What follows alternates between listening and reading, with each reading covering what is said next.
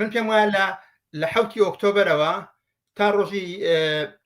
13 مانگ کە هێرشەکە کرا، ئێران لە ڕەوتێکی پاشەکشەدا بوو و لە ژێر گوشارێکی زۆردا بوو و ڕۆژ بە ڕۆژ بەرەو لاوازبوون دەچوو.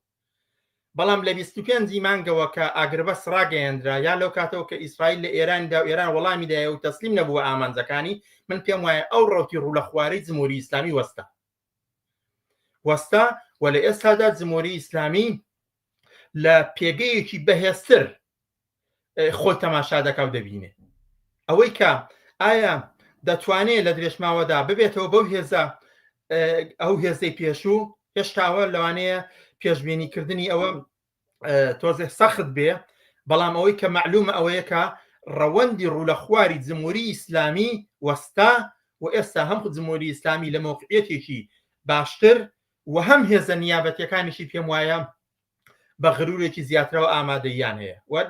لەوانەشە هەتا ئێمە ببینین کە زۆر معادلەی گۆڕی